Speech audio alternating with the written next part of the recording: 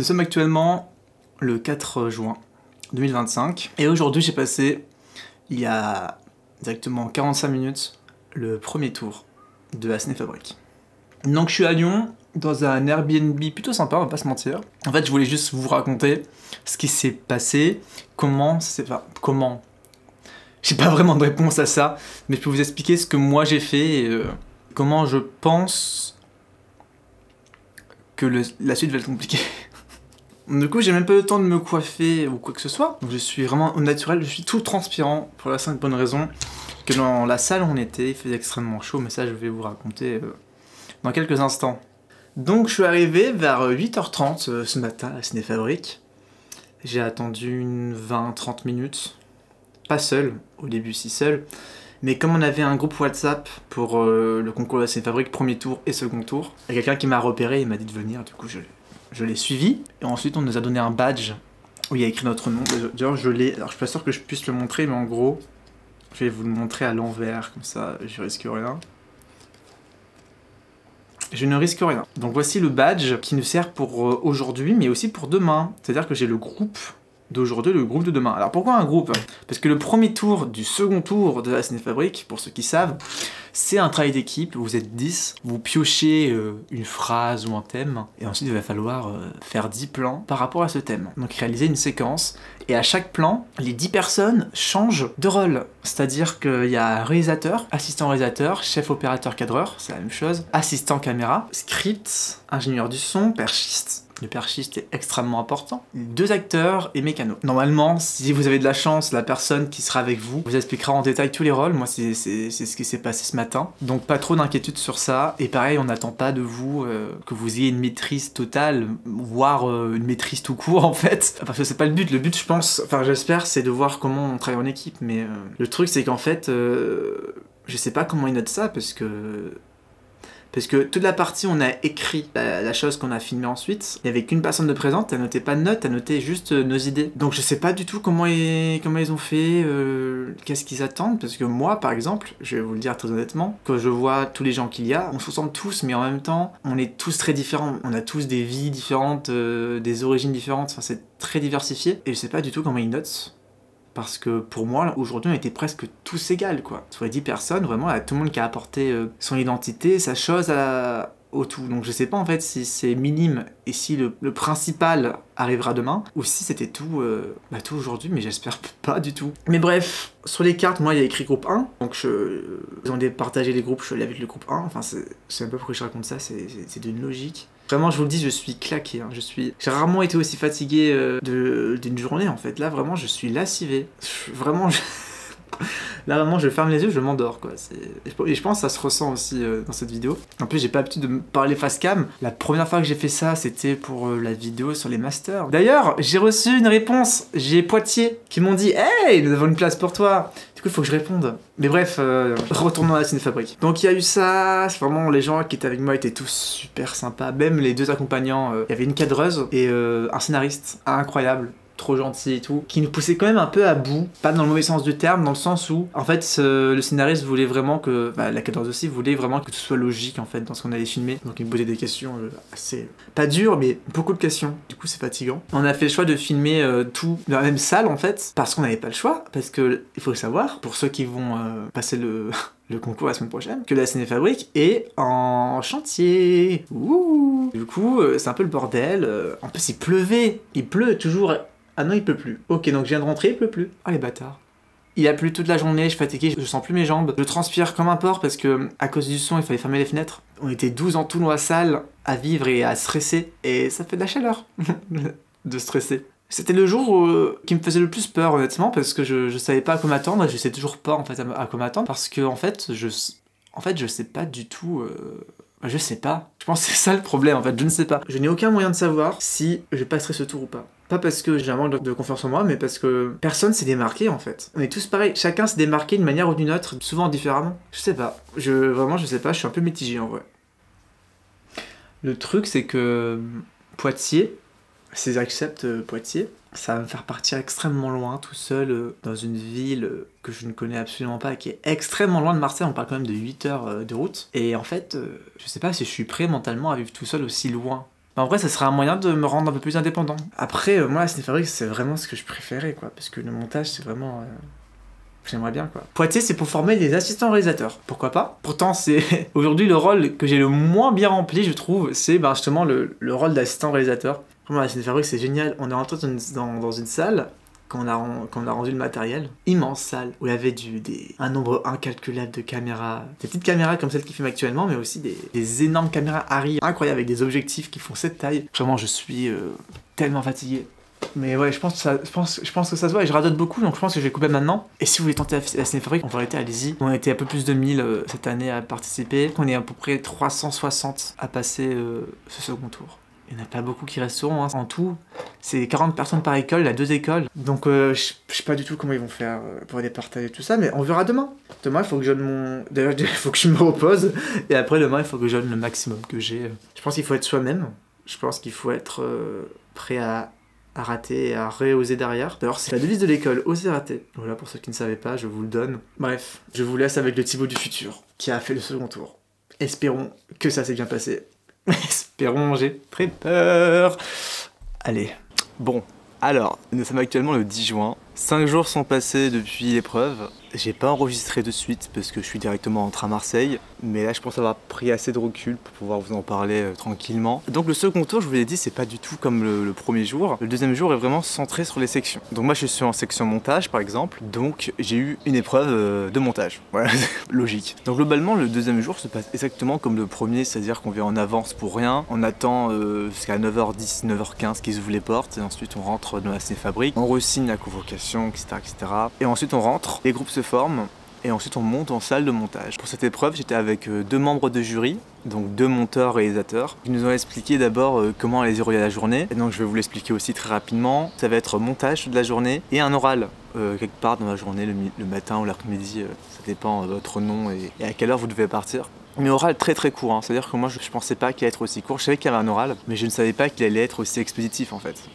C'est-à-dire que c'est entre 10 et 15 minutes, donc c'est vraiment très très court. Donc les jurys se présentent, ils nous expliquent un peu comment ça va se passer. Ils nous ont expliqué qu'on allait avoir 2 séquences à monter, 2 séquences d'un vrai film, avec des vrais rushs, des vraies prises, des vrais plans, de vraies séquences. Donc pour un total de 20 minutes de rush à peu près, qu'on devrait monter dans la journée pour leur montrer en fin de journée, sachant que si on n'avait pas fini le montage, ce n'est pas grave du moment qu'on avait quelque chose à montrer. Donc pas de pression à ce niveau-là. Le logiciel utilisé, alors ça sera pas DaVinci, ça ne sera pas non plus Premiere Pro, ça sera sur Avid, qui est, on va dire, le logiciel de montage par défaut dans l'industrie, que ce soit à Hollywood ou en France d'ailleurs. Vous avez sûrement déjà vu des vidéos sur Avid. Je vous conseille de suivre leur compte Instagram qui est vachement intéressant, je trouve. Ils ont aussi une chaîne YouTube où ils montrent en fait comment ils ont fait les films. Donc c'est normal que vous ne connaissez pas Avid. C'est un logiciel où la licence coûte 600 € par an. Donc ils savent très bien que vous ne savez pas utiliser. C'est pas du tout le type de logiciel mainstream. Donc tout va bien, vous inquiétez pas de panique, surtout pas. Ils vont vous expliquer, ils vont venir vous voir dans vos box, on est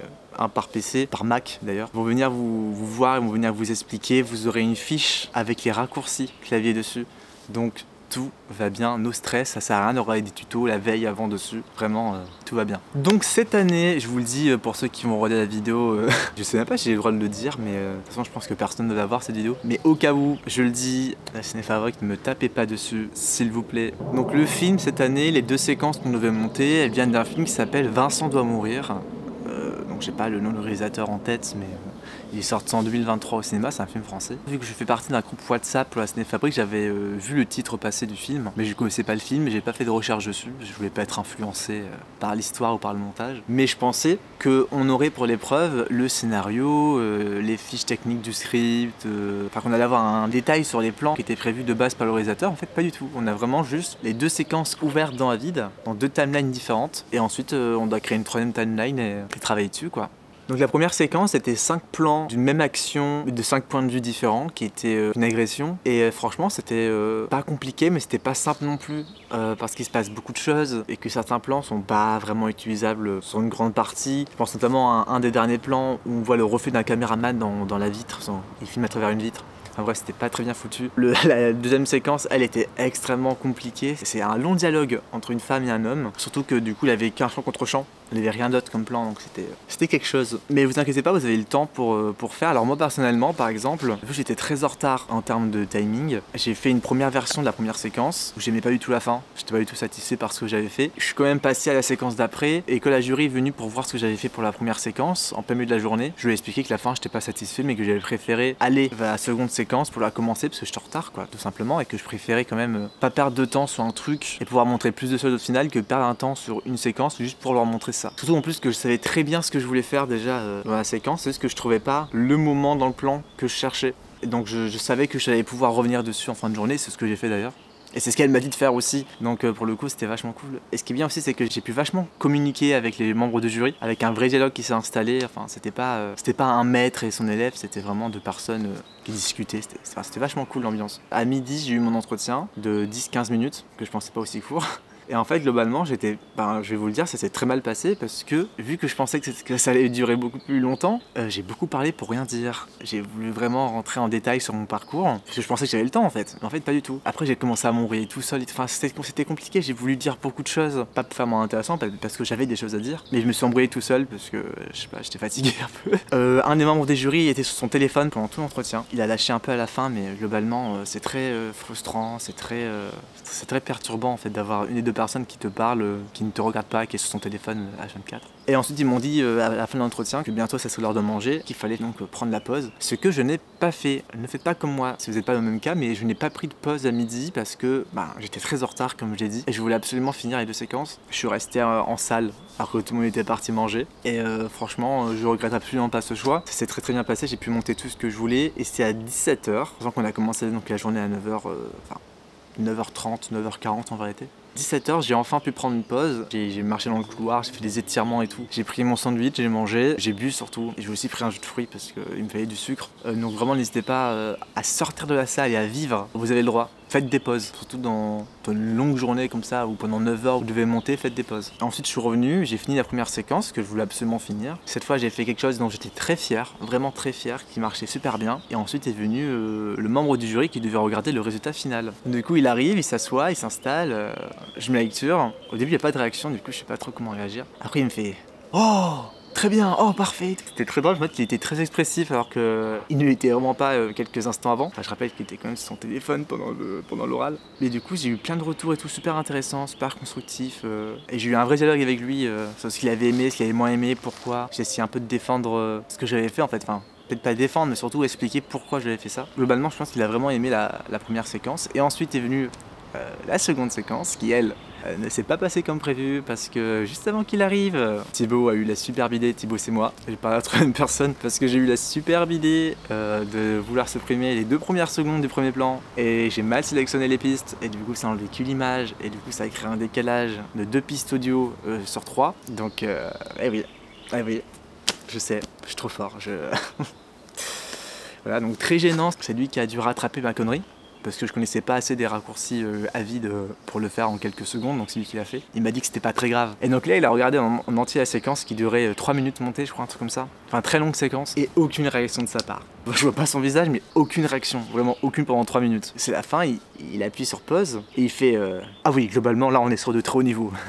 Du coup, là, j'ai déstressé, et là, il a commencé à me dire Alors là, moi, j'aurais pas fait comme ça, mais là, c'est très bien, là, c'est bien, là, peut-être c'était un peu trop. Encore une fois, ce délire, dialogue, conversation extrêmement intéressant entre le monteur et moi. Mais vraiment j'ai beaucoup aimé ce moment-là, d'avoir un retour en fait sur le montage. J'ai jamais eu de retour en fait sur le montage et avoir un avis extrêmement favorable et critique sur ce que j'avais fait d'un vrai professionnel, ça m'a... Alors oui, ça a un peu gonflé mon ego, mais surtout ça m'a donné envie de devenir monteur quoi. Et vraiment c'est quelque chose que j'aimerais bien faire monteur dans le cinéma. Je suis très satisfait de cette deuxième journée, sachant que ensuite, après avoir eu justement ces conversations et ce bilan, on va dire, avec ce jury-là, je suis allé attendre l'autre jury qui avait déjà vu donc la première séquence, enfin la première version de la première séquence, parce que je voulais absolument en fait lui montrer la fin, dont moi j'étais fier cette fois. Et donc je l'ai attendue, je suis allé la chercher, je lui ai demandé si elle voulait bien voir, elle m'a dit oui, elle est venue, elle s'est installée, elle a regardé, et effectivement elle m'a dit que c'était beaucoup mieux, et vraiment j'avais besoin en fait qu'elle le voie, parce que vraiment j'étais vraiment pas du tout satisfait de ce que j'avais fait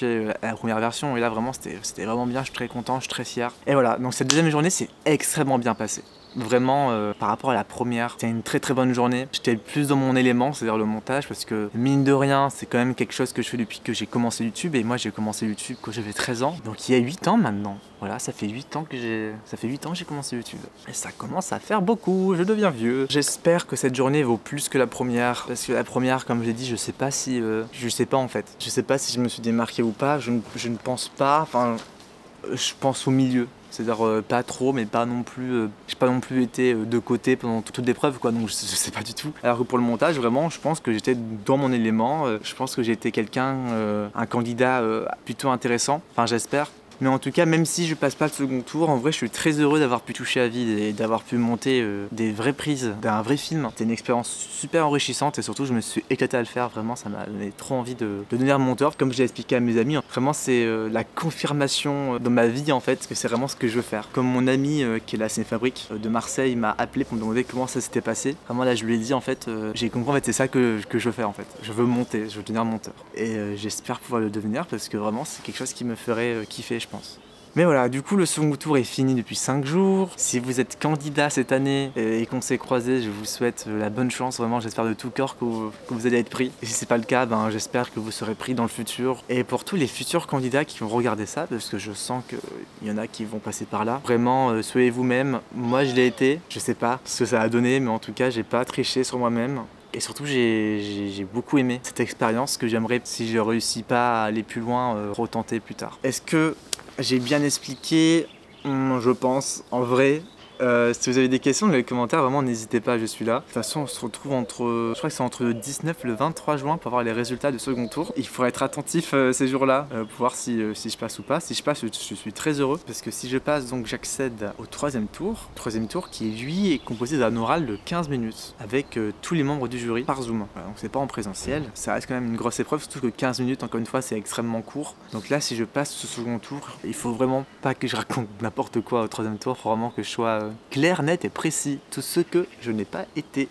J'ai beaucoup aimé partir à Lyon, ça a été une expérience très enrichissante. Vraiment, j'aurais adoré avoir plus d'images de Lyon que les quelques minutes que j'ai mis au début de ce vlog. Et j'aurais aimé aussi vous mettre des images à la Cinéfabrique. J'ai 2 photos qui vont s'afficher très rapidement maintenant, tout de suite là. Voilà. Je vous souhaite à tous le bonheur que vous méritez. Ou pas. Je vais vous laisser, moi j'ai cette vidéo à monter et à publier le plus vite possible. Je sais pas quoi dire. Bisous tout le monde, je vous aime et priez pour moi, s'il vous plaît. Parce que vraiment la Cinéfabrique c'est mon école de rêve. A bientôt, en fin juin pour les résultats et bisous.